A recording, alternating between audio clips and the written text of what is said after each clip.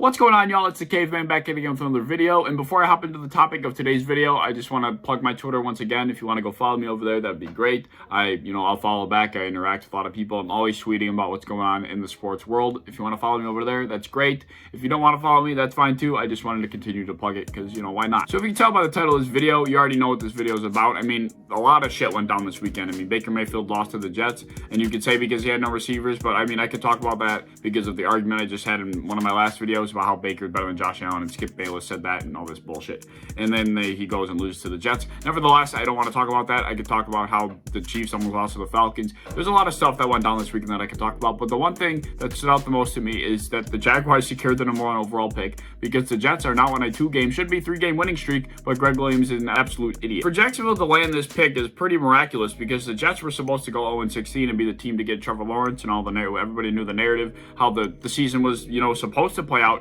But now the Jags have the pick, and they already have DJ Chark, they have Josh Allen, they have Laviska Shenault, they have all the cap space in the world, all the money in the world, and then they have 2 first-round picks, 2 second-round picks, and I think they have like 11 picks overall in the entire draft. So in a few years, unless they somehow royally screw this up, which is pretty in the realm of Jacksonville's, their prowess, they tend to screw things up quite often. But if they somehow don't screw this up, then they're going to be pretty damn good in a couple of years. Thankfully, the Bills don't have to play them too often, but nevertheless, the Jacksonville Jaguars are looking really, really scary for the years to come. But that's not exactly what I want to talk about. I want to talk about the other end of the spectrum, and that's the New York Jets that essentially lose out on the Trevor Lawrence sweepstakes. And I don't think they actually really did lose out. So I know a lot of Jets fans were very upset that, they did not land Trevor Lawrence. They're not going to land Trevor Lawrence, and that's understandable. I would not send death threats to the punter or the kicker, whoever made that game-saving tackle. I would not send death threats to the players because they're ruining your hopes and dreams for the team in the years to come, because the players' jobs is to go on the field and win the game. That's their job week in and week out. So to be mad at the team for doing that is pretty ridiculous, and to say they're stupid for doing that is also ridiculous, because you also have to remember that they're probably all playing for the 46-year-old running back in Frank Gore, and they all want him to win. They probably all love the guy. I mean, I can already confidently say they all love the guy. They don't want him to go 0-16 in potentially his final season. So, I mean, they're all fighting for that reason. They're all fighting because they want to be there. That's their job. So, I mean, that's ridiculous. For people that are doing that, that's ridiculous. Anyway, that's not the point. The point I want to make is I really don't think the Jets lose out by losing on Trevor Lawrence. I think the Jets actually lose by taking Trevor Lawrence. I mean, it wouldn't be the worst thing in the world, but I have not personally bought into this Trevor Lawrence hype yet. I think he's going to be a fantastic quarterback, but I don't think if you draft him, if the Jets were to draft him, that he comes in and he's the saving grace. I don't think so, because the team around the quarterback is the issue. Sam Darnold is not a bad quarterback. He has proven that he can hold his own in the NFL. It's not Sam Darnold's fault that they're bad. So why does anybody think that Trevor Lawrence, who has not played it down in the NFL, can come to the worst team in the NFL and turn it around when their quarterback isn't even that bad? A quarterback that has experience in the NFL, who's been dealing with this system for his entire career so far.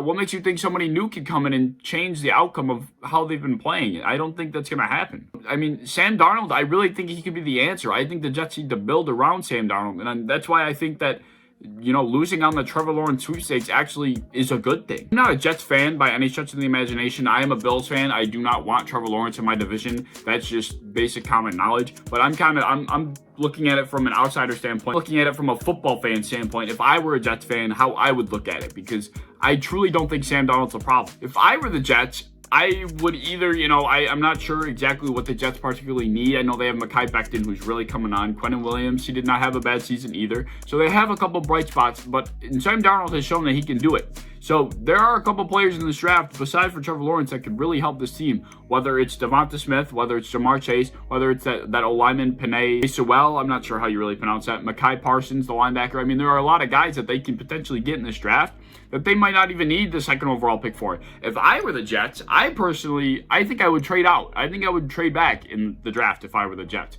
And, get a couple more draft picks, give somebody else that number 2 pick that really wants it. And I would trade out. I would not draft Justin Fields. If you're going to draft a quarterback, it would have been Trevor Lawrence. If you're drafting Justin Fields, that would be a Jets thing to do. The Jets fans on Twitter I saw, it said, if we draft Bustin Fields, I'm going to be a Bills fan or something. I'll throw it up on the screen. That shit made me laugh. I don't think Justin Fields is going to be bad, but I mean, I already don't think Trevor Lawrence would save the Jets. There's no way in hell Justin Fields would save the Jets. So drafting Justin Fields would be probably the dumbest thing that they could possibly do. I think Sam Darnold could be be the guy. I really don't think losing out on Trevor Lawrence is I think it's a blessing in disguise. I honestly do think that the Jets players just bless this organization and bless the fans, and they don't even realize it. Especially considering the way that the Jets have been playing over these last 3 weeks, they've shown that they can play. I don't know where it came from, but they're showing they can play, and it's pretty miraculous. So I don't think a team can't play without a quarterback, and Sam Darnold's doing things right now. Like, he's won should have won 3 games, but freaking Greg Williams being an idiot. So I don't know too much about the Jets. I don't know exactly what they need. Like I said, I'm not a Jets fan, so I'm not sure exactly what pieces they truly actually need. I don't watch the Jets